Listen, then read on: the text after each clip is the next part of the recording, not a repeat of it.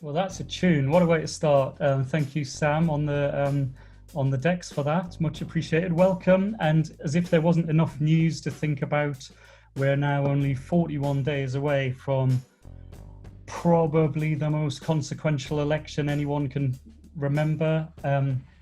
And our question, just as a preamble to that, 6 weeks to go, is American democracy in danger? If you had any doubts that this was going to be a fraught contest, the death of Ruth Bader Ginsburg on Friday night has just made it that much more intense, that much more tribal.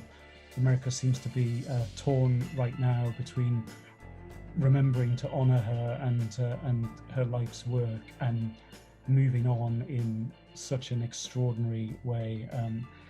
It feels like that is going to be an absolute fault line all the way through to November the 3rd. So excellent voices with us tonight. I'm really delighted that we've got a couple of great guests joining us from Washington, DC. We've got Bill Crystal. We're very fortunate to have. I think Bill's squeezed us in, and we've probably got him for the first half an hour, not the full hour. But for those of you who heard our podcast last week, where we really took a deep dive into Florida, Bill was one of our great voices on that, and really sort of took us into the importance of that perennial swing state. And again, just as a little bit of background on him, you know, he served in Reagan and H.W. Bush administrations. He's been widely seen as one of the leading conservative intellectuals, lifelong Republican until Trump, and now he's a never Trumper. So looking forward to hearing what Bill's got to say. We've got Patrick Davis, former diplomat. Here's Patrick. Hey, how are you doing? Very good to see you. Patrick was number 2 at the British Embassy in Washington while I was in DC, and I think spanned both the Obama and the Trump eras, and was therefore next door neighbor on Massachusetts Avenue to Joe Biden while he was vice president. And I believe joining us from a caravan in Cheshire, which immediately made me think of Mark Strong in Tinker Tailor. So I hope it all goes a little bit more smoothly than it did for him in the caravan. And Leisha Graves as well, one of my favorite journalists in Washington, is in the room as well tonight. And there she is. Hello, how are you? Very nice to see you, Lucia. Lucia wrote a brilliant profile for us last year of Kamala Harris, which we're happy to say we're both sort of hugging ourselves. Still seems relevant a year later now that she's back in the spotlight. And wrote for us last week on Valerie Biden Owens, who, if you saw that piece, you'll know has been at his side really throughout his whole political career. So I can't wait to hear from her as well. And I would say that even though we're in these kind of panic buying pandemic times, I feel like our shopping list tonight is the longest in history. You know, we've got so much to get through. We could talk about, and I've got a list: Russia, outside interference, fake news and the spread of false information, postal voting, the role of dark money, structural issues like the Electoral College and whether or not that's really fair that someone can win the popular vote but not the White House. Never mind the next 4 years, but what about the next 40 years if the Republicans move to replace Ruth Bader Ginsburg before the winner of the election is sworn in? And after all of this, you know, will anyone accept the result anyway? Is it going to be a race that's ultimately left for lawyers and judges to decide, or is it going to be, you know, dread question decided on the streets? But so there's a lot to get through. I think we should gallop. I'm going to start with Bill, if we could, because I know we've only got you for the first half. Bill, are you with us there? Have we got him? Maybe I won't start with Bill. Maybe I'll start with Patrick. Patrick, I can see you in your caravan, so I'm gonna head to the northwest of England, and just wonder if you could just set the scene for us a little bit. You were there for both administrations, by which I mean Obama and then Trump. Just give us a little sense of how your interactions changed. I mean, everything changed, as you know, when Trump was elected in 2016. I mean, he was a complete unknown, and I don't think anybody knew really what Trump stood for, what his policies might be, what his approach to issues might be. There'd been lots of sound bites during the election campaign, but beyond that, you know, he didn't even have a transition team, and the one he did, he fired between getting elected and starting the presidency in January. So we were in the great unknown, if you like, and I remember vividly being asked by London quite regularly. So okay, we know this is totally new, and we know he's an unknown character, but what's his policy going to be on NATO? And we would say, well, you know, we're having conversations and we're talking to people close to him, and you know, he's slowly appointing people around him, but you know, that isn't clear yet. And we'd get a yes, we understand that from London, but what's his policy on NATO? And there was a sort of disconnect, if you like, that people didn't really accept that we were stepping into the unknown with Trump. And of course there were lots of pointers to sort of this maverick character and what he would mean, but I don't think anybody at that time knew quite how it would unfold and quite what we were in for over the next 4 years. Yes, and I can only imagine you had a roller coaster ride, because I know what it was like for journalists trying to keep up.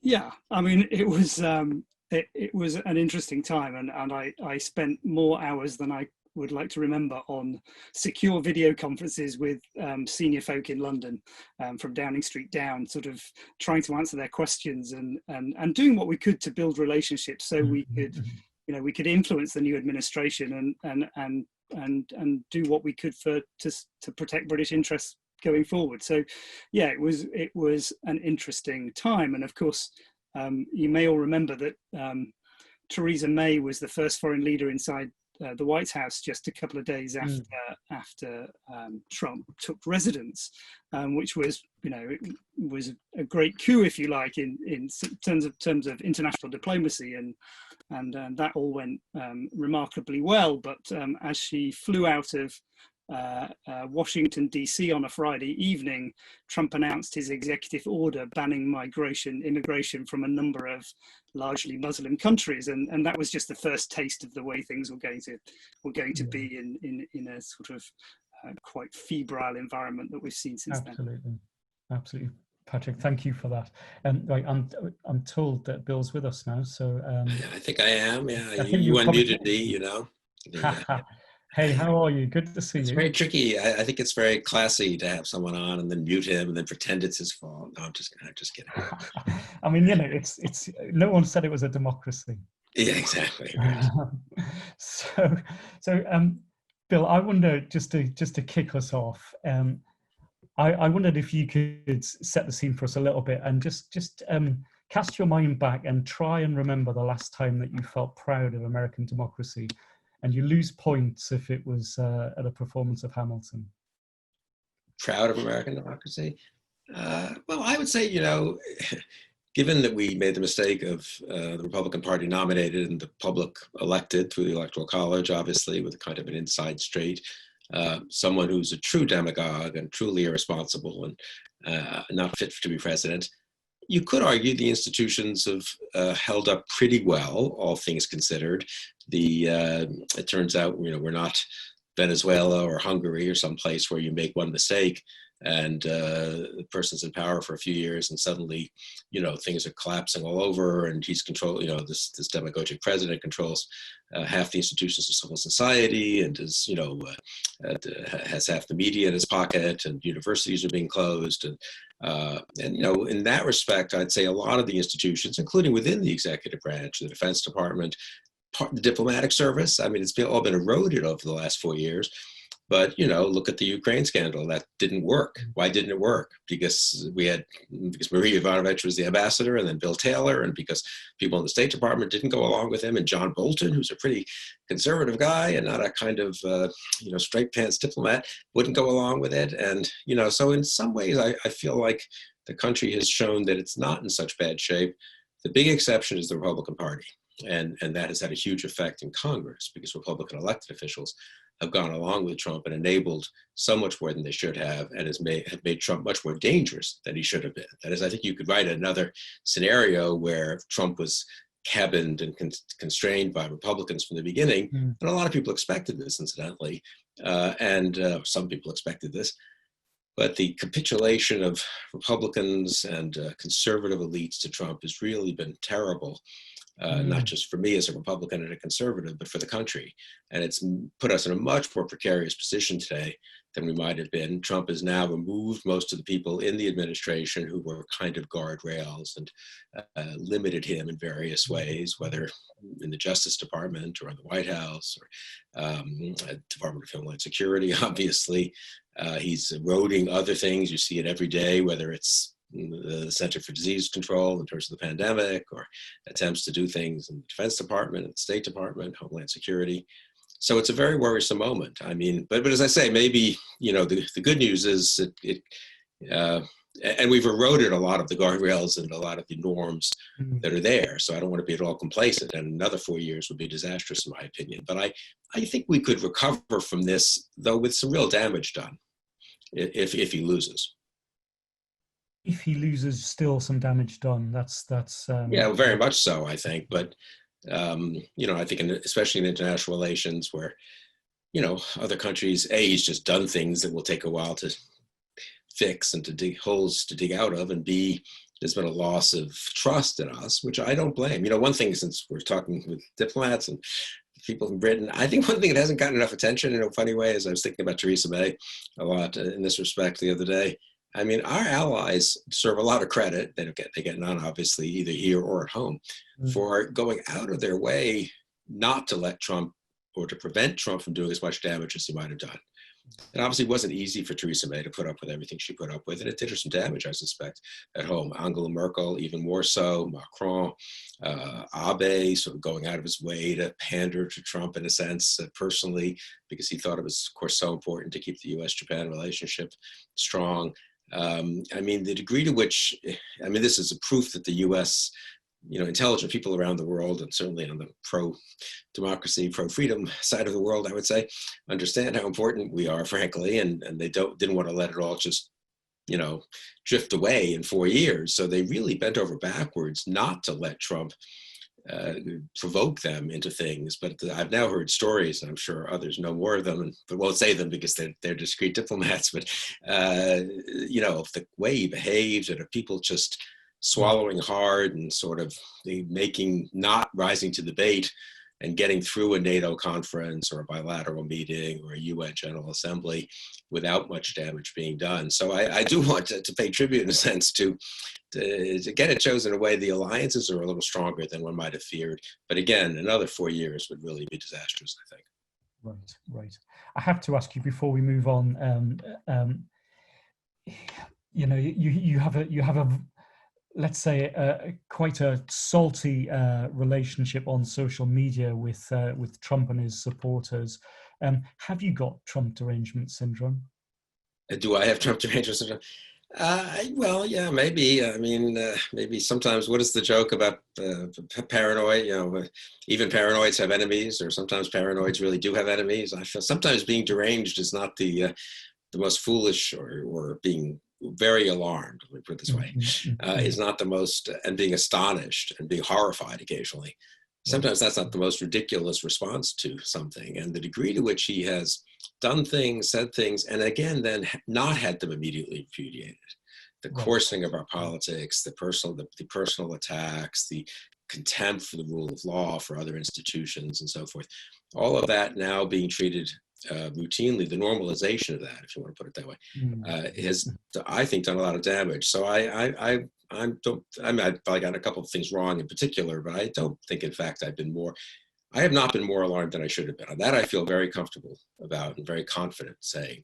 I don't think I was less alarmed, really. I think I had it kind of right. He shouldn't be president. He would do a lot of damage. I didn't think the Republican Party and conservative elites, both in the sort of business world and in the journalistic world, would collapse quite so thoroughly. So in that respect, I think the damage has been deeper than I thought. We may still end up, even if Trump loses, with one of our two national parties being a kind of populist, xenophobic, authoritarian inclined, demagogically led party, even post-Trump, or open, let's put it, much more open to demagoguery than they were before. That's not a good thing. That's not a healthy thing. Could we come back from that? Could that change? 2 years, 4 years, 6 years? Sure, but it's not a good, so in that respect, I make no apologies for being pretty alarmed. Right. Well, I think there's an early candidate there for somebody's next tattoo. I have not been more alarmed than I should have been. I think that would look particularly fine on your forearm. I'm just going to come to Lucia, if I may, first of all. How are you doing? Oh, well, thanks. Thanks for having me. Good. Well, yeah, no, it's brilliant to see you. I wonder, would you mind, since you're in DC, these are extraordinary times, but there's a particularly extraordinary moment happening with the outpouring toward Ruth Bader Ginsburg. I wonder if you could just give us a sense of what that feels like in DC right now, and really, yeah, just what does she mean to women of your generation? Yeah, it's been just an overwhelming weekend here with crowds down by the Supreme Court, people with signs and candles, sort of honoring the legacy of Ruth Bader Ginsburg. It's hard to overstate what she means to a lot of people, a lot of women in this city and country. And just how much her legacy speaks to exactly what we're talking about, which is the protection of democracy and sort of our fundamental founding documents like the Constitution, which she herself has, expressed some disappointment in sort of how the Constitution is held up in the, since it was drafted 233 years ago, it has a lot of shortcomings that we're starting to see play out right now, specifically around her replacement. For instance, there's a precedent that you don't seat a new Supreme Court justice during the lame duck session, which is after the election, but before new members of Congress have been seated. And that's because 233 years ago, people on horseback who had been elected had to come to Washington, and it took, many weeks to travel. And so, the precedent was there's a sort of fill-in section when you can pass things, but you're not supposed to do things like, seat a new Supreme Court justice after an election when democracy has spoken otherwise, if they speak otherwise. But her legacy is very, very relevant, and it's hard to even process sort of what she specifically means, because the political consequences of her are so immediately and profoundly in play. Yes, absolutely. I was remembering that I would like to say I saw in action once at the Supreme Court during United States versus Windsor, which was the case where great strides were made towards same-sex marriage being recognised on an equal footing. But the reality is, when you go in there as a journalist, you're stuck basically in a corridor, aren't you? I was hidden behind a pillar. You couldn't tell who was speaking. And then you have to sort of rush out and write as if you've just witnessed history. So it was quite challenging, but even so, febrile to be in that room. Could I add a word about her, since I'm going to have to leave early, for which I apologize. I didn't know her well at all. I met her a couple of times, the way one meets people, but in Washington over the years. She was a huge opera fan and extremely knowledgeable. Used to go to the Washington Opera, used to go to the Met in New York when it was easier to do.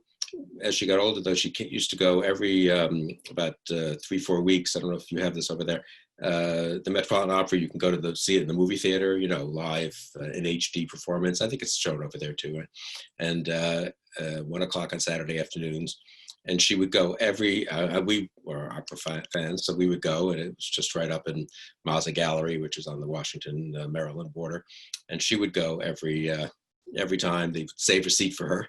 And but she was utterly unpretentious about it. And she and Scalia were both great opera fans. And Scalia was more of a friend of, was more on his side, obviously, a friend. And I remember talking to him about how they used to go to the Washington Opera. But she was really I think the point about, she really is one, let me tie it down to the politics. I mean, she really was a huge figure. I mean, in popular culture, even, not just the way normal Supreme Court justices are. And there were those documentaries about her and a play about her, and, you know, and I think especially for younger women, but not just liberal women. I mean, you know, she had really been such a pioneer, and so discriminated against at first when she went to Harvard Law School and got out of Harvard Law School and couldn't get a job at one of the prestigious firms and so forth, and worked her way up.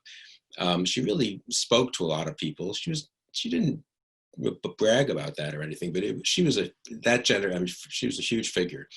And I think the Republicans who think they're going to have an easy time sort of jamming through a nominee against precedent, against their own words, probably against public opinion, and seeming to kind of dishonor, maybe is too strong, but I'd say somewhat dishonor her certainly her wishes, but even her memory, in a sense. I think there could be a big backlash against this. I don't agree with the conventional wisdom that this fight helps Trump and helps Republicans. That's based on an analysis of stuff that happened 2 and 4 years ago in very different circumstances. And I think it'll be very interesting. Politics of this are now quite volatile. This has introduced a volatile element into what has been a weirdly stable presidential race for all of the excitement. You know, it's been a pretty steady 6, 7, 8 point lead. I had not. Maybe it'll stay that way, but I numerically weirdly stable. I take your point. I was thinking, but I wonder. If I were a Republican, I'm not so confident McConnell can pull this off, and I'm pretty confident that it will not. Well, I'd be surprised if it helps Trump, and I think it could hurt him quite a bit. So in a funny way, I mean, the conventional wisdom is just because it's based on just 1 or 2 recent instances. Supreme Court fights help Republicans. Well, that was a very peculiar situation. It's the Scalia seat being open. This is the Ginsburg seat on an evenly divided, more or less, court, flipping in a kind of rushed, you know, stampede to do a pre-election confirmation. I don't think voters, they do have a sense of kind of fairness and orderliness. And I don't know, maybe Trump can pull this off, but I'm pretty doubtful, actually. Bill, I'm very conscious that that you're probably going to need to leave us before too long, and I hope people will forgive me for being slightly unusual about how we're structuring this. I just want to go to one crucial thing with you, Bill, before we lose you, because you know, people who don't know what you've been up to in the last couple of years might not realize that firstly you set up an organization that was really trying to, my alarm's going off, bit of Sufjan Stevens for you there, unprompted. So yes, you've been defending democracy as an organization, but you've gone on in this election cycle to create this thing called Republican Voters Against Trump, haven't you? So you're basically, you know, you're out there campaigning for Biden. Tell us all a little bit about what you're up to. And I'm really keen to play a video which is one of your new ads, which features a woman called Olivia Troy. So I wonder if you could tell us, what are you doing and who is she? Yeah, I'm sorry to have to bug out early. What I have to do is related to this. A sudden Zoom call got set up, but I really have to be on this. So Olivia Troy is a woman who was mostly career. She was a political appointee at one point in the intelligence community, Homeland Security. Ended up being detailed to Vice President Pence's office from the Department of Homeland Security. Worked on a bunch of things there, but ended up being his staffer for the coronavirus task force. And then Pence got put in charge of it, so she became central to it. She wasn't a public health expert, but she was a very experienced, she's young, 43, but for that age, very experienced person at managing, you know, interagency processes and so forth. Very responsible, very impressive, young woman for me, youngish woman. And she worked very closely with Dr. Fauci and with everyone else to try to make this work. And basically she quit in late July because she just couldn't defend it. She couldn't go home at night, as she put it to me, and look in the mirror and think she was really doing much good anymore. And indeed, she just couldn't stand the fact that Trump was politicizing everything, ignoring the hard work of so many people in the government who were trying to make the response to the pandemic reasonable. So what we've done in this Republican Voters for Trump Against Trump effort is to have a lot of videos from people, mostly regular citizens, so to speak, around the country, explaining why they're Republicans, explaining why they can't vote for Trump. Many of them voted for Trump in 2016. A lot of research shows that if you want swing voters to change their mind, to kind of cross over, it's good to have people like them talk to them, not someone like me who's always been against Trump. It doesn't have much, so what? But if someone says, I hoped he would shake things up. I thought he was a businessman. I kind of had my idea, couldn't take the Democrats, but now I see it's too much. We just can't have another 4 years of that. So that's what a lot of the videos are like, and we don't script them. They have different reasons for having changed their minds or deserting the Republican Party, at least in this year. Some of them have deserted the party forever. Some of them say, I just want to vote against Trump. I'm otherwise happy enough with the Republicans. Anyway, as it happens, for various reasons, various people in the administration, of course, who left got in touch with us too and volunteered to do these videos. Olivia's the most recent and probably the one that's gotten by far the most pickup, honestly, and really spoke to a lot of people, I think. Definitely dropped into this. It dropped into the news cycle. Yeah, with a real thud last week. Does that suggest that you've got, I presume you have, more to meter out between now and November the 3rd? Well, I wish I could say how clever we are and we've got it all carefully timed, but she just called about 10 days ago and said, can talk to me about what you're doing, and I want to think about whether I want to do it. And she really had struggled with it because she's one of these people, she comes from the intelligence world. They don't talk about these things. She's never done a TV interview until yesterday. I mean, she's not like a public, person. She's not looking to become some kind of pundit. She wants to go back to do the work she likes doing. So she struggled with it. We talked about it quite a lot, and she decided to do it. So we hope there might be a few others, but we don't have anything in our back pocket. I guess. I should go see her if at 2:00 our time someone is going to volunteer to do it. So I should get off this call. But do play it. I think it's it's a compelling video. Yeah, we'll watch that space. Bill, and thank you for having me, and good luck with everything. Right. Yeah, we'll keep talking. Good. Well, look, I'm watching the time go by. I'm just gonna hold fire on that video for a moment because I don't want to eat into our time too much. Before we open it up to everyone, I wonder if Zav, my colleague, might join us. We're trying to just introduce some of the data viz stuff that underpins some of our work. Zav, you've been gathering some background on the research on this from multiple angles. Do you want to just give us a couple of minutes on what you found? Yeah, of course. I think Sam's about to cue the slides. So yeah, I think some of you will have seen this at the beginning.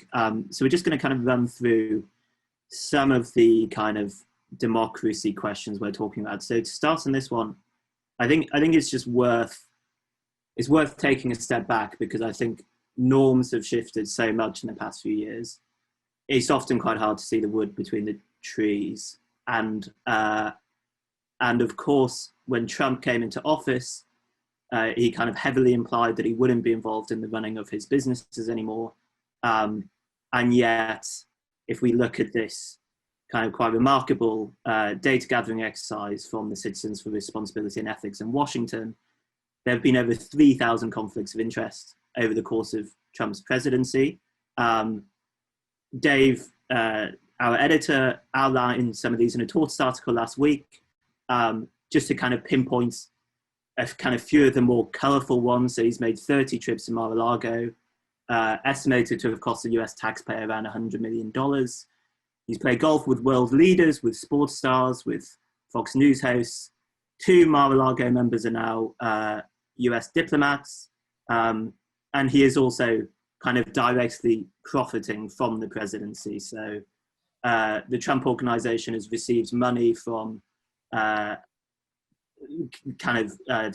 government when Secret Service personnel are brought along to protect the president. Trump campaign fundraising groups spend money in Trump properties. So clearly there's sorry, go on, Dave. I'm sorry, just going to say it was certainly the case that Mar-a-Lago felt like it was the nexus of something when we dug into it. And then just to whiz through, we've got you looked at it's so 2016 this, isn't it? The influence of Russia on the election. We still talk about that. Yeah, I mean this you'll notice here that the numbers are quite small, because Facebook seemed to kind of catch this effort, peace data, quite early. I think online misinformation is still a huge problem. I think we can see in Florida, for instance, that there's a lot of targeting of Latino voters with Spanish language news, which is spreading misinformation, and that's on WhatsApp, on Facebook, even on radio stations. So clearly there's lots of different kind of avenues for misinformation to kind of get around in different places, some of it from the outside of the country, some of it from the inside. But I think what we'll go on to show in this next slide is that there is some kind of fundamental national threats to democracy being kind of running its course, and one of those clearly is the postal ballots issue. So we're expecting 80 million US voters to vote by postal ballots. That would be double what it is in 2016. We're expecting some states to have 10 times as many postal ballots coming in as they do otherwise. And when the US Postal Service is chronically underfunded, when the head of the Postal Service is someone who threatened to remove postal machines, kind of rode back on it, but not until some machines had been disconnected. There is kind of a worry, which USPS has itself stated, that some postal ballots may arrive too late to be counted. And it's worth adding that different states do completely different things. So some you need a reason to do a postal ballot, some you don't. All the deadlines are different. I'm going to push on because I'm feeling guilty about not going to the room. So thanks for taking us through that. I'm just going to try and bring in a couple of voices. Can we start? Is Megan Kenyon on the line? Because it'd be nice to hear you make the point that you were making in. Hey Megan, how are you doing? Hi. So you made a very good point in chat that why don't you go for it? Yeah, I just made the point that, so I think Andrew and James were talking about the fact that the Republicans sort of seem to have drifted away what we would, usually think of when we think of the Republicans. And I sort of made the point that with a first past the post electoral system, it's very difficult to sort of get any nuance in voting. So you get these two parties which are such broad churches. So that's why, in my opinion, we're sort of seeing massive shifts in the way we sort of perceive like the Republicans or the Democrats. And I think, we're seeing a similar thing in this country, like with the Conservatives and the Labour Party, in terms of, there's such massive shifts in the way the parties sort of operate and everything. But it's all down to the fact that with first past the post, you kind of can't get as much nuance in who you can vote for and how much sort of votes will, with smaller parties and things. Obviously in America, it's just the two big Democrats and Republicans. Whereas in my opinion, if it was a more proportionate electoral system, you might see more nuance because smaller parties would be more favoured. But yeah. I suppose it's as a good way of illustrating that is to say, as in fact, I think she said herself, there's no way that Alexandria Ocasio-Cortez ought to be in the same party as Joe Biden. Really, they're poles apart. Definitely. And there we are. What about Sam Hummel? Thank you for that. I really appreciate that, Megan. Sam, I think Sam Hummel is making a couple of good points as well. Are you with us, Sam? How are you doing there? And are you a Burnham supporter and you're tie-dye? More than Biden, that's true. I apologize. I do know that I made a point in the chat here. Well, I think I mean, what caught my eye was that you were talking really on that point of have the checks and balances worked? Is there still something standing to defend?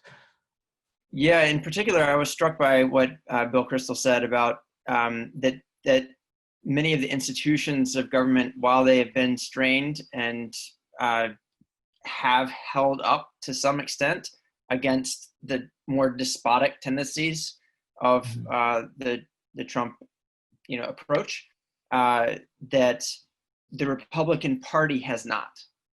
I thought that was really profound, and I was curious to know if anyone knows, within the Republican Party, is there any signs of genuine strength in kind of resisting these power grabbing, more despotic things, especially that are happening kind of around trying to control this election? Yes, I think Bill was saying on a previous call with us that he thought the resistance was about 10%, but that 90% of the Republican Party had fallen into line.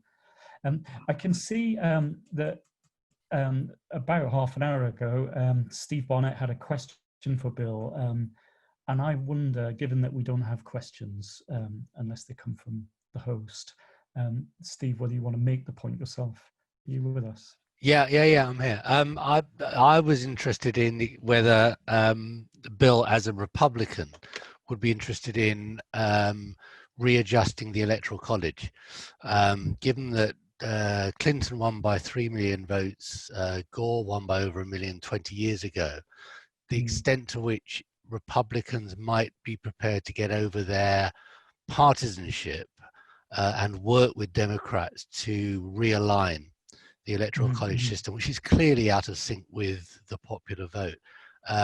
It's difficult. I mean, if there are any other Republicans on the call, then let's hear from them. But I think it's a question for Republican activists, really, rather than the population at large. I think it's a huge problem for American democracy. It was very jarring, wasn't it, when you saw, as you say, 3 million extra votes piled up in the Clinton column. But and of course, it's a legacy. It's a legacy of, you know, they originally tried to balance the rural, make sure that the rural areas weren't outvoted by urban areas. But it's completely out of sync now. So it really does need reframing. But there needs to be some kind of political agreement to do it. And I just thought that actually the anti-Trumpers in the Republican Party might be prepared to make that initiative. Interesting. Well, Patrick, I wonder if it would come back to you in your caravan there in Cheshire. We know that you were on the road a lot in 2016, weren't you? Because that's kind of part of the gig when you're with the British Embassy. You go and find out as much as you can about who might be coming next and what's going to happen. It's a bit like being a journalist trying to sound clever with your news desk. What did you find out that really shocked you about the state of American democracy then? Yeah, I mean, quite a lot, I think, if I'm honest. And Lucia sort of referred to this earlier on about some of the constitutional shortcomings in the US, which I think are real, actually. And it's very easy at the moment to focus on Trump after the 4 years that we've all experienced, particularly in the US, of course, but around the world, and how he has undermined American democracy and how he has damaged the US's reputation around the world. And I think it was Bill who said, if Trump isn't re-elected in November, then there's a chance that America can come back from that. But and I agree with that. But I do worry that another 4 years of Trump, and it's very, very hard for America to come back, given the pace the world is changing and global powers shifting east and so on. But to answer your question about sort of American democracy, I think it's all too easy to assume that everything will be okay in America if Trump loses in November, because we'll sort of get back to normal and that was sort of fine. But actually, Trump is a symptom of some of the failings of American democracy, not the cause of it. We have Trump because American democracy was failing its people. I mean, the reality is that because of, we've just talked about the electoral college system and how that skews the vote, because of the electoral college system, because of widespread gerrymandering, largely by the Republicans, but also by both parties, changing districts so it's harder for them to lose, the amount of money in American politics. When Americans' elections take place, they don't really represent the people of America anymore. And, the whole Constitution is we the people. So there's something fundamentally wrong here. I mean, just a few numbers. America spends 80 times more than the UK on electing its head of government and legislature. and it's only 5 times bigger in terms of population. It's enormous sums of money, and it basically means that it's large corporations, interest groups, and billionaires who are influencing policy, not the people, and that's leaving really serious problems in the US unaddressed. And you know, if you look back to when Obama was in power and his inability to do anything on gun control, even though the majority of Americans now want something to be done about gun control, the battles with developing some form of healthcare that provides services to all Americans. I mean, yes, he got Obamacare, but it was a really messy compromise that Republicans rightly say is a complete dog's breakfast and doesn't do what it's supposed to do. So, you know, there were problems in America long before Trump took office, and those really need to be addressed, whoever's elected president. I think that's a really interesting point, isn't it? Because I think, you know, I mean, I think we can all agree that Trump is an extremely strong flavour and causes reflux for many people. But this isn't intended to be a pile-on about him. It's much more about is there some, you know, American democracy is supposed to be something new under the sun. It's meant to be an idea that that people can rally around and feel proud of. And as you say, many of the fundamentals, like the dark money that that goes into, in a hidden way, into election campaigns is really sort of polluting it at the source, isn't it? Regardless of whose name is on the ticket.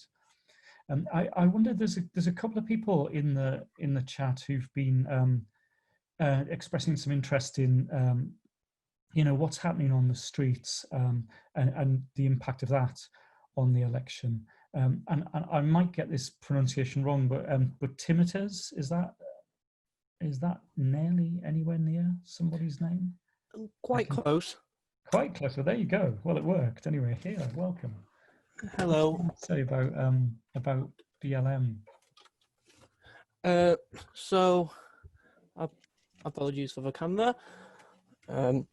As I was saying, Alison Wilson had a point that why won't Democratic primary voters just come in person, right? If there are so many concerns about postal ballots. And I was responding that despite even the most passionate of people for fighting for our cause, you only see thousands and only a very small percentage within that population. So obviously one of the greatest issues right now, or previously in the United States and right now, is the race situation and the George Floyd protests. But only then you see, you know, the young people in the majority going out to the streets and actually taking action.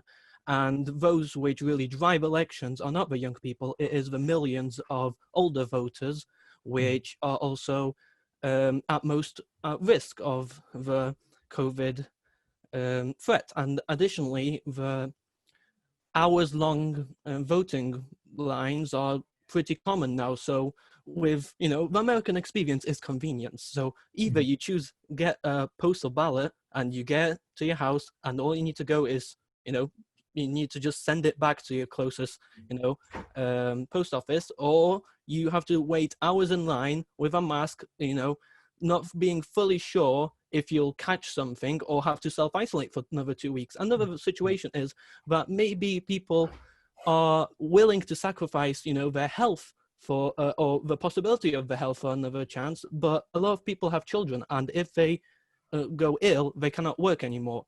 And they do not get any sort of proper statutory sick pay, meaning that, you know, maybe they would sacrifice themselves in some way, but they will not want to sacrifice the well-being of the entire family if they fall ill. So we go into any US election knowing that there are barriers for standing in the way of people voting, but as you say, during a pandemic and a health emergency, it's the more so. Lucia, I wonder if I come back to you. I wonder just if you can try and capture for me what you think's going on the streets at the moment. You know, we can see that during lockdown that, you know, the George Floyd case has been extraordinarily galvanizing for millions of Americans and millions of people around the world. But what's followed has demonstrated that there are extremities of feeling on all sides, I suppose. So I suppose the question is, whatever the result, do you think half of America is in any mood to accept it? And as we've seen all these protests and counter protests and guns on the street, how dangerous do you think the moment is? I think we're in a very dangerous moment, and I think that people are responding to a very disturbing way that democracy has been played out. You asked earlier, when's the last time you were proud of your democracy? And the answer for me is the last time I stepped out in the street and saw people agitating, which has been going on every day since George Floyd's death. They've renamed the street by the White House Black Lives Matter Plaza. That was the mayor of DC who did that, Muriel Bowser, the African-American mayor of DC, mind you, not the executive branch. And every day in the park by my house, there are people singing and chanting the names of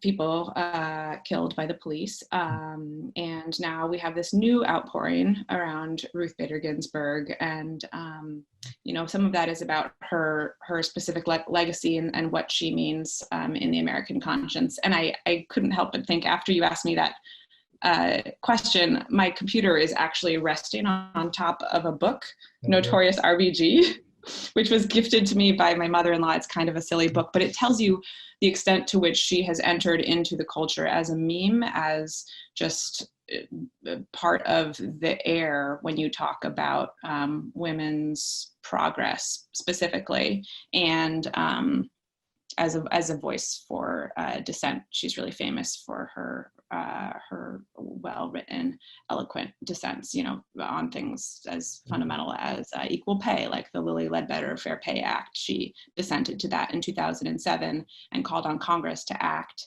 And then in 2009, Congress did act, or Obama passed the Lilly Ledbetter Fair Pay Act. So that's how she's remembered. That was an extraordinary moment, wasn't it? That was it can seem like those dissents or just a sort of cry into the void, really, but that really was a signal, wasn't it, to politics, to say you can do something. Yes, and I think it speaks to this moment too, because what she's known for above all is dissent. And there's now a children's book, which is even more lightweight than this thing my mother-in-law gifted me, talking about called I Dissent, and it is the story of Ruth Bader Ginsburg, and it's sort of teaching the idea of how important it is to dissent, to when the government is not acting as government should. And I think we're in a moment now, we were talking about the Constitution, and I really liked what Patrick said earlier about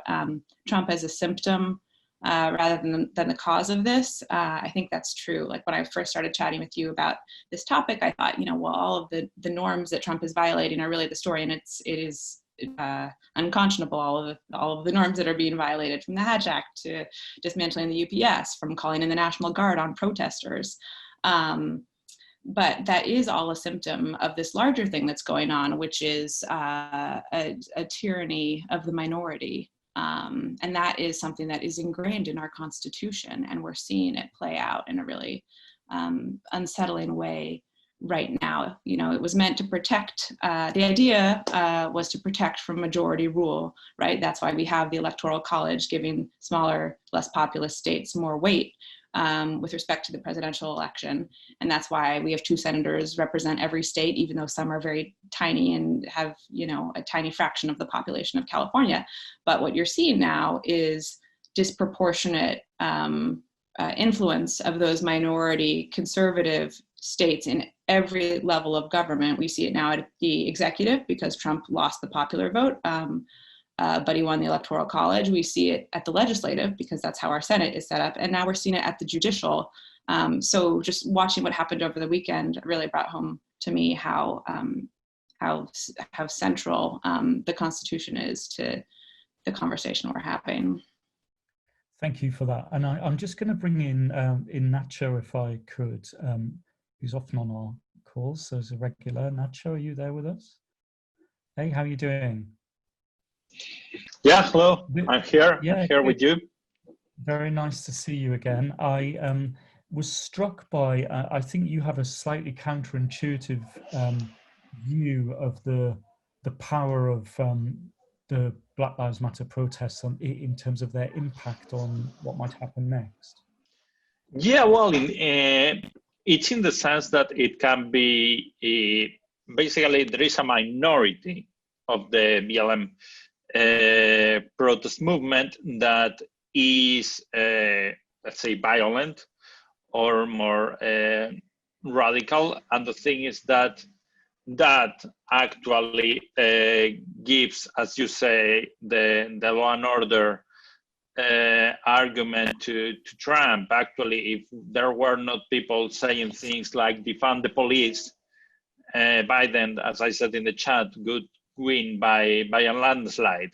The thing is that, and we could even wonder whether some of these is on purpose. The thing is that in the same way that we are seeing here, momentum destabilizing, trying to destabilize Starmer, and that they prefer a Tory government than a centrist Labour ruling. The same thing happens with parts of the left wing of the Democratic Party. They would probably prefer Trump, that's seeing a centrist like Biden, providing a more palatable sort of left. And I think Alexandra Ocasio-Cortez was quite very vocal on that side when she said that if it were not for the electoral system, she would not be in the same party as Biden.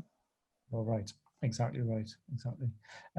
Okay, well, thank you very much for bringing that thought, which, yeah, again, just to reiterate, I think is, the question of, in all of these flashpoints, who do they galvanize the most? Is Ruth Bader Ginsburg's death and this untimely rush towards replacing her gonna be something that galvanizes the progressive left that may instinctively not really want to feel that they want to vote for Biden? They would have rather had Bernie or Elizabeth Warren. It certainly cost Hillary last time, but is it galvanizing there, or is it clarifying for evangelicals? We can only guess at this point. I wonder, we're running out of time. We've got about 6 minutes. Patrick, I'm just going to come back to you for one final thought from you, if we could, because what we haven't really talked about is what's at stake internationally. You've worked within both within the States and within the UK on huge consequential global issues like conflict and conflict resolution. But I wonder, when you think of what's happened to the global architecture of things like NATO and WHO and the Paris Accord, how vulnerable are those institutions in your view? I don't think that the institutions themselves are necessarily vulnerable, but it's what they're able to do and the influence they're able to have if a key global player like the US is either not playing or actually being deliberately unhelpful. And as I said a few moments ago, I think if Trump is re-elected, what has been a very difficult period in the Americans' role in the international on the international stage will could receive a fatal blow. And I think 4 more years of America first, of undermining multilateral institutions, of disagreeing with allies on everything from climate change to human rights to how we tackle the pandemic, to Iran, is going to weaken the whole Western system, to be frank. And I think, there are people waiting in the wings, and they're, old empires like Russia, rising powers like China and India, who are more than willing to spread their wings and take a more dominant place on the world stage, and if America isn't able to come back fairly soon, it'll be much more difficult to come back later, and that has implications for all of us. Can I ask you the most parochial question of the evening? What do you think the British government wants to see on November the 3rd, and how would you analyse what resulted in best interests of the UK? I mean, I have no doubt, although I no longer work for the British government, but I have no doubt that the vast majority of the British government would prefer a Biden victory. I imagine in parts of the Conservative Party there are questions about that, given we are hurtling towards a no-deal Brexit, and the Trump Republican Party is more sympathetic to Brexit than the Democratic Party clearly is, and so there's some questions there. But overall, I think the position will be a Biden victory is certainly in the interest of the UK and the wider Western world, and people will be crossing everything they can that for that to happen, I think. And is that a selfish sort of self-serving wish, because it makes the whole global diplomacy move a little bit more predictably? I don't think I'd say that, actually. I mean, clearly it would make international diplomacy work more smoothly and effectively, which would be helpful. But I see it much more fundamentally than that. I think it's about America trying to move back to a little bit more what it had before. But that's when the hard work begins, actually. That's when America has got to look seriously at addressing some of the constitutional flaws that Lucia referred to, the political reforms that are needed to take money and the influence of dark money and billionaires out of American politics.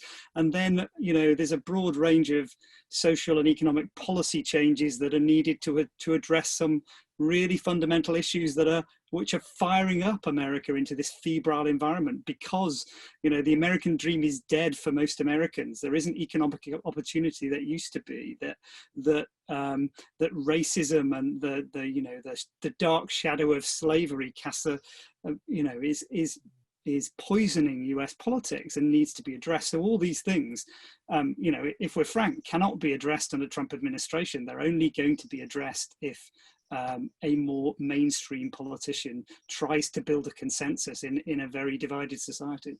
That's a very interesting way to finish. I feel I've had a cloud of guilt over me all night, because I feel that there's been so much ground to cover that we've barely scratched the surface, and I'm sure that we could have had an hour on dark money or on fake news, or the way social media is deployed in this election, but we haven't even really got there. So it's going to fall to me to wrap up. I think I'm going to say that you need to go elsewhere to have a look for that Olivia Troy video, because it's probably about 2 minutes long. I think it's really worth 2 minutes of your time, but I think we're going to run over if we do it. Check it out. You'll find it on Twitter, and it's Republican Voters Against Trump is the organization that's behind it. And I think it's just a sort of authentic voice of someone who is used to a way of working inside an administrative body, who frankly expresses their amazement. Why are Tortoise sessions only an hour? Thank you, David Lazar. That's a very good question. It's because we feel like you all need feeding of an evening as well, so you've got to, there's more to life than Zoom, surely, I imagine. Well, look, it's going to fall to me just to say, just in closing, I think some of the phrases that are going to sit with me for a minute are, that, as Patrick said, Trump is really a symptom of something that went before him. I think from Lucia just reminding us of that children's book, which in the way of these things has probably become an election battle cry, I Dissent. It's redolent of that moment when Mitch McConnell tried to shut Elizabeth Warren up and use that phrase, and still she persisted. And it was about 3 seconds later when it was thrown back in his face by her.